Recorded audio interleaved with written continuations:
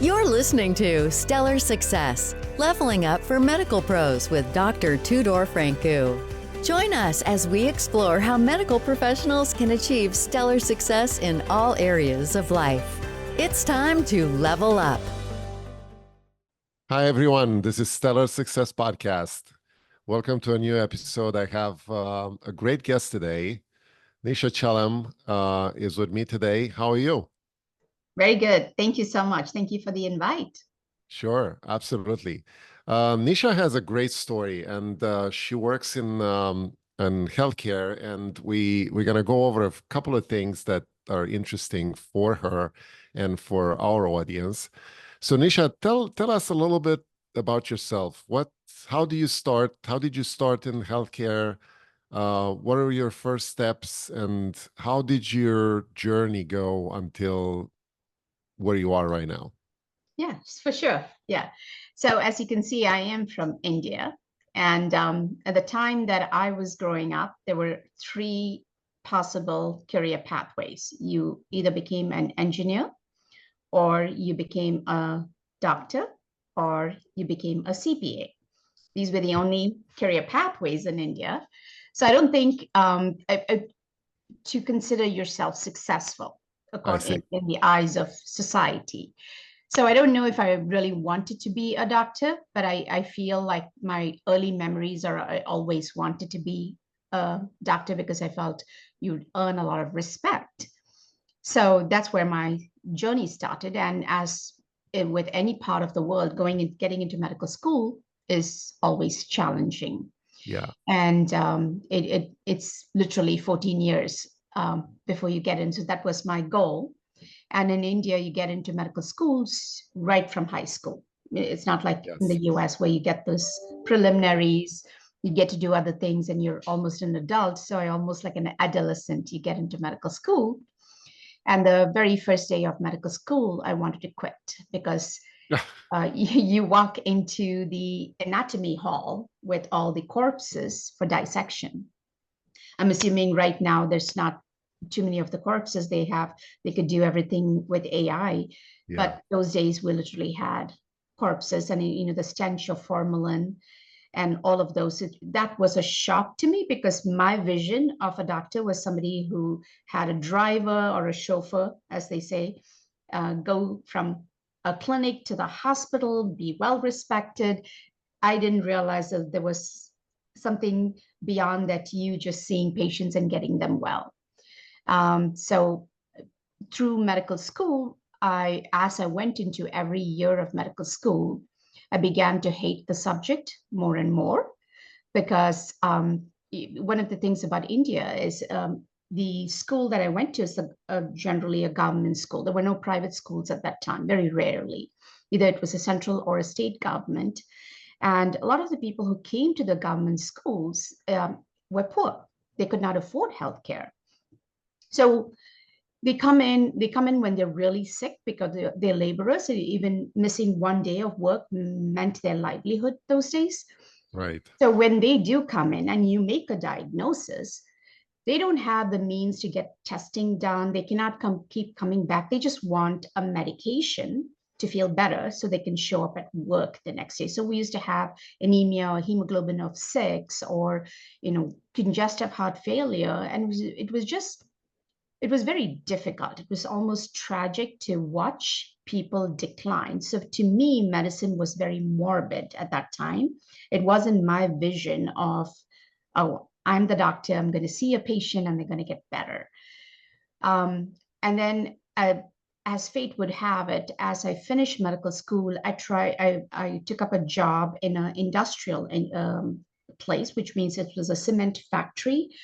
And I remember being the doctor in the center. So a lot of families taking care of the laborers again, but here they had access to medical care. They could get testing done and they could get all of these things done. But the challenge was people did not care much for their health unless there was a crisis. So I chose to come to the United States around that time to figure out what I wanted to do. I wasn't sure whether I wanted to be a pediatrician, a surgeon, OB-GYN, or internal medicine. I tried all of them in India. I hated everyone. But eventually got into internal medicine. I said, maybe that's the best place to start. And the very first day, I was on the floor. You come as an immigrant and you enter the floor. That is probably the most intense way to start your residency. And Yes. I fell in love with medicine once again. Because one of the things about the United States is there's a lot of value for life. It doesn't matter whether you have money or not, you get care, and you get top-notch care. And of all places, I was in Detroit, and I was impressed by the care every individual received. And I remember thinking at that time, I wanted to be an intern for the rest of my life. So that was my first, I would say, I got into internal medicine. I thought forever I wanted to be an intern because I loved being in the hospital. And I will say after residency, the first 2 years being a hospitalist, I was, again, something that it was my genius zone. It was the zone where I felt like most comfortable, except that after 2 years, I realized I'm seeing the same patients come through the revolving door. Like you treat them for congestive heart failure, you treat them for hypertensive crisis or chronic kidney disease or infectious disease. They get better, you discharge them, you dictate this beautiful discharge summary, and you hope that they are good for the rest of their life. And within about 3 months, they come back with a problem, a little worse, right? And then the third or the fourth admission, they get so bad that they eventually die from the same diseases you're treating them. And to me, medicine did not make much sense. But that was around the time I also was, as with most women, our career path and our family life kind of clash. And I became a mother, had 2 kids. So I chose a less intense job than being a hospitalist and joined the Veterans Administration as an outpatient doctor and also as a teaching physician. I really enjoyed my time there. I was very sure I was going to retire at the VA. And most people who join the VA do retire at the VA because you get 11 public holidays, 21 days paid vacation, all weekends are off. It was I've calculated it's 210 days of the year that you have to work when you work for the VA, that many holidays. So I was like, okay, this is my retirement plan, except that 5 years into my job, I realized the same thing. My patients they come in with a problem. We have goals. LDL needs to be less than 100. Those days it was just less than 100. Now it's less than 70, but it was like, you got to get cholesterol goals. You got to get your hemoglobin A1C goals. You get a bonus at the end of the year if you get these people to get to their goals. And how does a physician get a patient to their goals? By amping up their medications, right? That's what we did. And I found that I could control blood pressure, control cholesterol, control blood sugars. And as those numbers got better, my patients got worse. And that was the complete disconnect that we see in medicine, where you're treating following the standard guidelines, and people actually, their numbers get better, but people get worse. And the first time I ever got exposed to something known as integrative medicine was when one of my patients, he was just a 50-year-old guy who had a colostomy because he had ulcerative colitis when he was very young. And I found his vitamin D in the single digits. His skin was terrible. His hair was falling. And we started him on vitamin D, did a bone density. He had very brittle bones. And he refused to take the medication, the bisphosphonates, those days, and disappeared from my practice for 2 years and came back from a change of his bone density from osteoporosis to osteopenia with no medication. And I was completely floored. And I sat down and I spoke to him, and he told me about this doctor who put him on supplements, gave him strength training exercises. And so I started the quest for integrative medicine. And eventually I found functional medicine, which is what I practice now. So finishing internal medicine, right now I do what is called as functional medicine. And if you were to ask me in a simple statement, it's really asking the question, what does this person need in order to heal? Or what do they need to remove so that they may heal? And this is for most lifestyle-induced diseases. And right now, I cannot tell you the place where I am. I have so much joy and I have so much love for what I do and for my patients too. That's amazing story. Yeah, that's a great story, and I think you got into a field that really fits your goals and your character and your persona, I would say. Um, Thank you. you know, I read Dr. Peter Attia's book Outlive, and he Yes. talks a lot about the notion, the medicine 2.0, basically, the notion of not having much to deal with the lifespan, but to deal actually with health span, Yes. like how healthy you live, not how long you live. Because, as we know, there are people out there that are living, long lives, but they don't necessarily have the quality of life. So I think it's very important, like you said, to go into an integrative approach of medicine and look at person as a whole and see how you can make it better, not necessarily push the medicine in the body. It's very interesting. So what do you think success means for you then right now? So success is always evolving, right? Every phase of, like, if I look at my younger self, getting into medical school for me was success. And then being a mother was success. And for me right now, the way I define success is if I utilize the only thing that you cannot get back if you lose it, if I utilize my time well. If a day goes by where I have utilized my time, I feel every minute of it, I did something that was worthwhile. I feel I succeeded that particular day. So for me, if you look at success, there are three main areas. One is health, the other is relationship, and the third is wealth. Those are the three broad categories. And you want to have perfect balance for you. It doesn't mean perfect balance in the eye of another person. For you, what is a perfect balance there? So some days my job becomes a priority. Other days my relationships become a priority. And there are times where my health is a priority. I just find that it's difficult to be successful every day in all three of those arenas. And so for me, it evolves on a daily basis. But I Yeah, think the most important thing is to be at peace with all where you are. Like if you don't like where you are in life at that moment, there's a different goal you have to attain. So for me, being satisfied where I am, it doesn't mean that I don't have the drive to move forward, but at least at this moment, this second, I'm at peace. I feel successful. that's That makes great. sense. That's great. Amazing. So let's look at a successful Dr. Chellam as a whole. And you mentioned, three aspects of your successful life. How do you incorporate health, nutrition, fitness into your life to be as good as it gets? Yeah, yeah.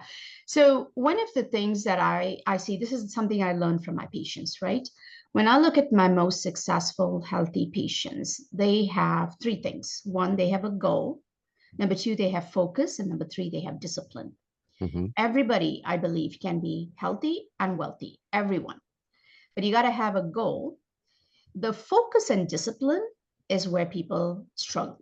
Yeah. And this is where I think most of us need help. Either you need a coach or you need someone who is an accountability partner. So for me, when I look at every aspect of my life, I have to have focus on what particular goal I want to achieve. This is why I said it's not always possible to get to a point where everything is successful 100% every day. So some days my focus is, and the way I schedule my patients also, some days are longer and other days are really short because I have other things on those days that I want to focus on, whether it be my health or my relationships. So I feel, to me, if you can have focus and discipline to attain whatever goal you want, 100% everybody can attain that. So that's what I Yeah. do. I have an action board right in front of me where every day I have those little goals that are written down, and what is the 2 steps that I need to do today, and where should my focus be. And the most important thing is having the discipline to do that before I do anything else. That's awesome. You know what they say, it's not necessarily what you accomplish, but what you become in the process. Yes, it's the So journey. it's always a progress, right? It doesn't have to necessarily be an end game at some point, Right.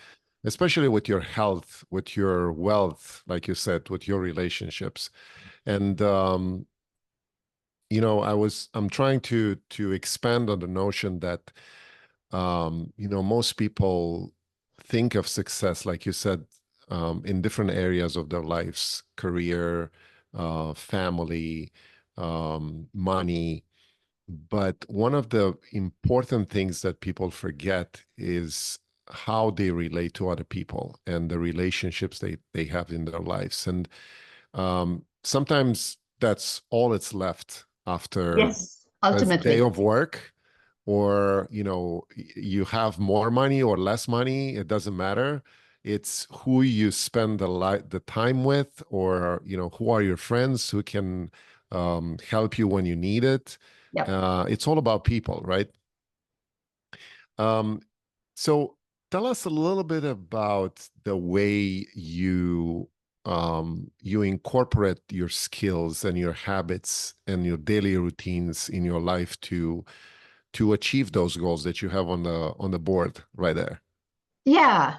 So when I look at the goals, it's what do I want in my career? What do I want with my health? And what do I want with my retirement planning? Because I'm in that phase of my life. It's all about what does my life look like when if I choose to no longer practice medicine. Yeah. And when you put those goals, it's almost like, for me, the most important in those is networking. Who do you connect with, and creating those relationships, whether it be at work or having whatever goal. Like if I want to start a business, which may be not necessarily practicing medicine, but somewhere in the realm where I can use my skills and create that. Who do I need to connect with? Who can I trust? Who do I have a relationship with? So I work on those on a regular basis. I have a network of friends I communicate on a regular basis. Health is something that I'm particularly focused on, because one of the things, both my parents, they're in their 90s. My in-laws are in their 90s, so there's longevity on our families. That's great. And yeah, and so for me, They have to have a secret, right? well, they worked very hard. I think they were Yes. physically and mentally, they worked very hard. And I feel like if I'm going to live that long, I really want to live well. It doesn't mean, I mean, they are in their 90s, and to your point, is their quality of life. They're living long, but they, having that community, having that, the purpose. Because Yeah. when you get to 90, most of your friends have died. Most of your Right. relatives in that same age group, sisters, brothers, are already dead. It's a very lonely place to be. So you really want to have, that saying, you are the sum of the 5 people you hang around with. So you want people who have similar goals like you do, whether it be with money, with relationships, or with health. And when you hang around with them, then they value health like you do. They value their relationships like you do, or they value money like you do.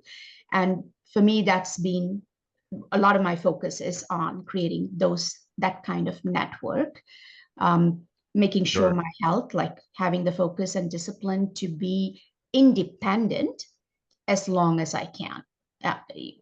If I'm going to live long, not that I want to live long, but I do want to live well. I want to Yes. be able to make my decisions right till the end of my time and make that decision whether I want to, if I get diagnosed with a terminal illness, to say yay or nay to treatment. I should be able to be in a position to decide. So I have that specific goal, and then retirement being, who do I hang around with? Where do I want to stay? What do I want to do? How close do I want to be to my kids? These are all the things that I have these regular conversations with my husband. So we have the same goals. Of course, we're selling each other's dreams to Yeah. each other, right? There's always that happening. So I will say to me, I feel I'm right in the middle of my life. I don't have total clarity what I want to do if I quit medicine. I almost feel like I enjoy practicing medicine. This is where I'm going to be there for at least another decade easily. And then we'll see where life takes us. But I have these specific goals. Like Yeah. I do want to retire. I do want to have a group of friends that I can hang around with, go out with, and also be very close to my kids. Yes, it's very interesting. Like they say, your net worth is your network. Yes. And they did those studies in the blue zones, right, where people live Oh, above 90 yes. years old. And it's amazing how the main reason for them to live that long and live well that long was the community around them, Yes. and the fact that they related to people the same goals, like you said, with the same values. And no matter what happens in your life, you have people around you, and you hang around with people that have the same values like you do. um, Yes. you mentioned the fact that, as a medical professional, at some point you're going to stop practice medicine, and that happens to all of us at some point in life. And there's been a lot of talk about having different passive income streams to help you transition from that, high income as a doctor to afford things that you want to do. What is your approach in that respect? Do you have any thoughts about this? Like any things that you invested in? Any preferences for passive incomes? Are you planning to do anything about it? Yeah. So there are a lot of physician groups that do syndicated investments, and I'm just a part of one. I do invest in companies that I do love. Use their products and I believe in them. So I do, these are all things that I'm outside of medicine. So I do tend to, they're not big investments, but because I don't know much about these businesses, they say you want to invest the money you're willing to lose Yeah. in many of these when you don't know much. And so I have invested in a few of those. But I think the long-term goal, if I look at everybody who's had, you want to have an automated stream of income besides investments, I feel like everybody should have a small business of their own. Yes. And whatever, people, physicians who have their own practice always retire well. So and again, I don't necessarily need. I've run my own practice in this current environment. I just found that the biggest challenge with a practice is hiring great staff who are in alignment with your mission. Yeah. So I find like being employed gives me the freedom to do other things that I'm able to. So I have some business ideas that are brewing, and I'm hoping in the next 5 years, I will have a business that will give value. First of all, I'm looking at what is the problem I want to solve. Mhm. And at the same time, is this something that would be long lasting and will provide value? So I've joined with a group of my colleagues, and we are planning something. And hopefully, if that takes off, I will definitely let you know, and we can Yeah, do a we have to podcast on that. we have to have you back here and tell us more about Yes, this. Like yes, they for say, sure. you have to solve somebody else's problems Yes, in order for you to be successful, because that's the core of being successful. yes, you For know, sure. to solve an issue or a problem that somebody else has. And you know, you mentioned syndications and, you know, real estate in general. It's amazing how you know, a lot of people in our profession are not, I would say, not trained on purpose about business and Yes. financials, because medical school doesn't teach you about those things. And there are a lot of us who earn a lot of money, but spend a lot of money, and they don't invest enough. And they found themselves at the end of their careers that they need to either quit and just live off Social Security or something, or, you know, just that they don't have enough investments. And, you know, I wanna ask you in this respect, because you mentioned, you know, several income streams other than medicine. How do you keep up yourself with this kind of education, investment education, financial education? Um, do you read any kind of books? Do you listen to any podcasts? Do you network with any conferences in this domain? What do you Yeah. do? I definitely do a lot of podcasts. I do have a lot of books on investments. But I think the one that this is again, something culture, it's a cultural shock. I came from India in the 1990s. And one of the things, in Detroit, in winter, it's totally cold, snowy. You really cannot survive without a car.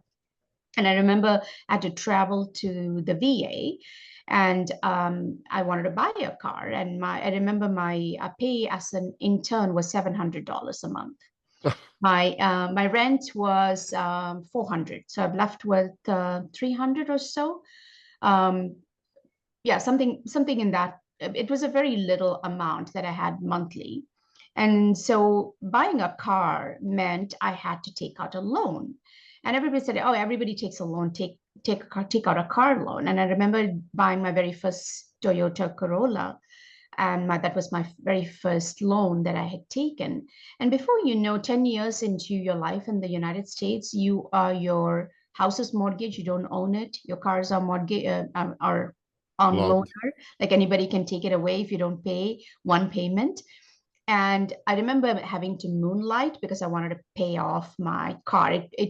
It was such a burden. I come from a country where taking a loan was considered shameful. So for me, culturally, that was so difficult. So I remember working very hard to pay off the car and have no loan. And in 2 years, I paid it off. But I'd put in a lot of hours to do that. So around that time, not around that time, probably 10 years into it, like early 2000s, I got introduced to Dave Ramsey.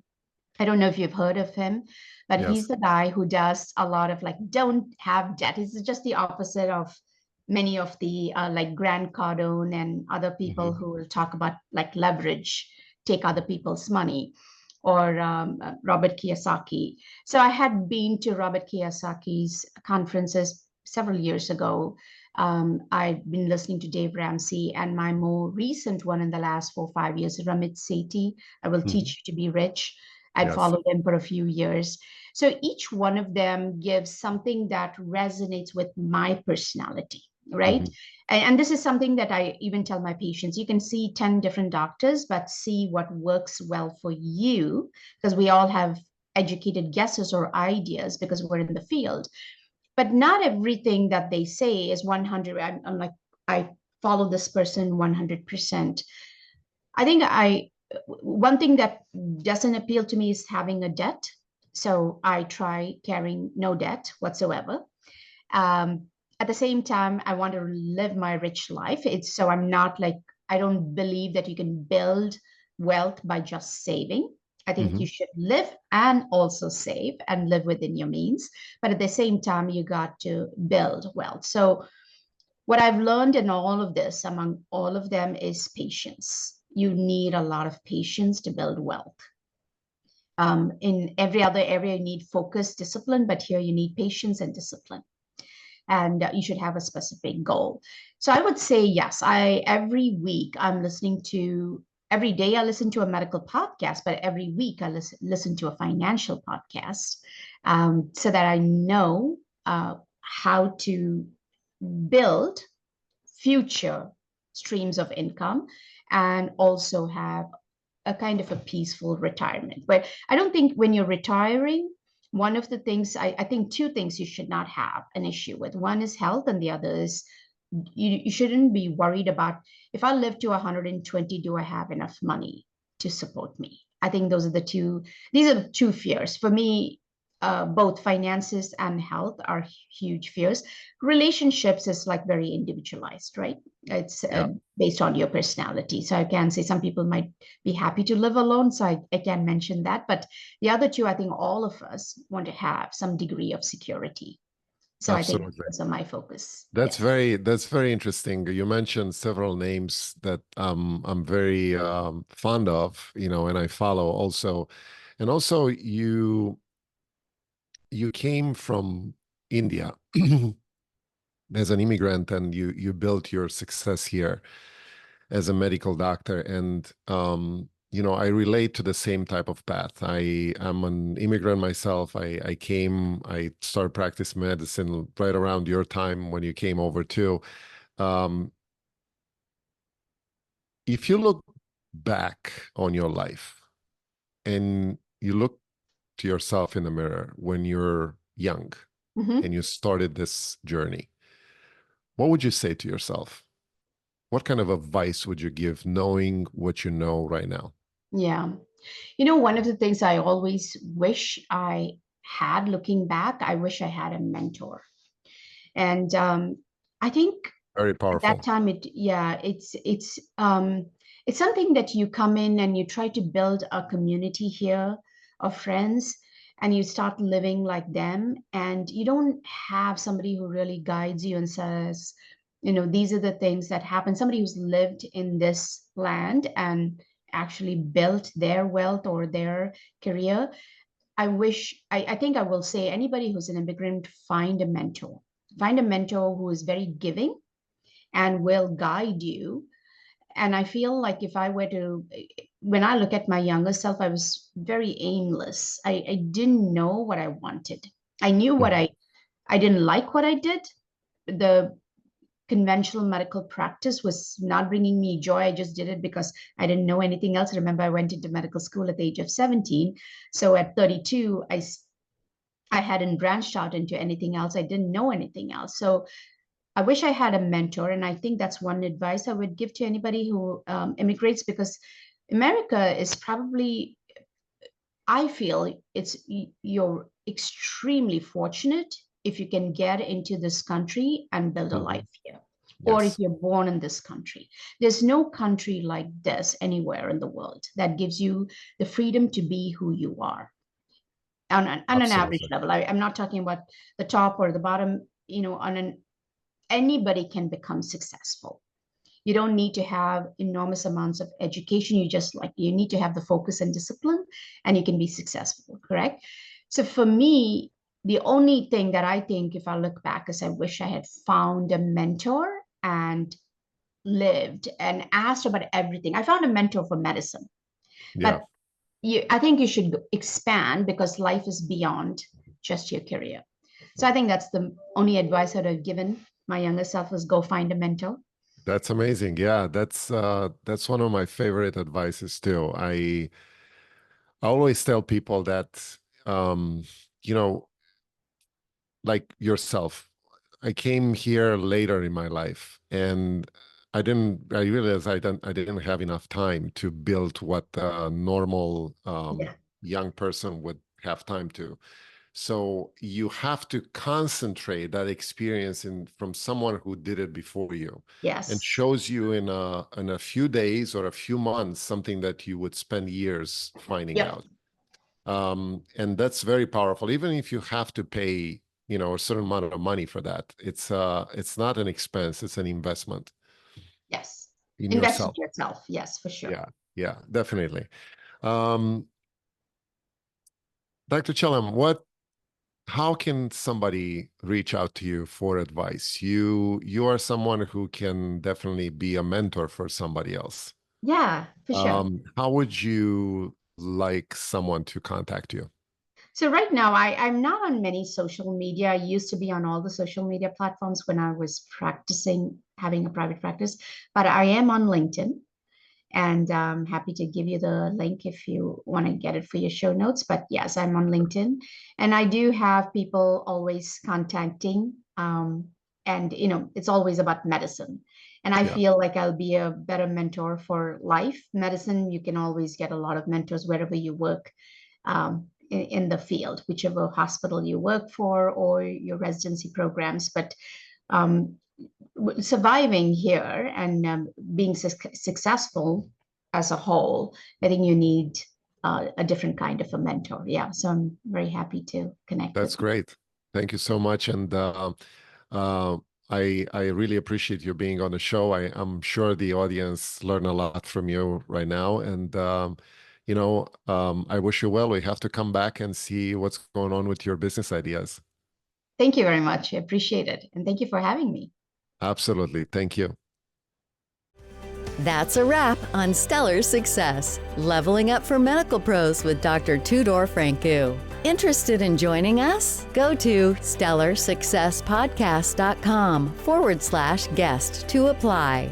Stay stellar and level up.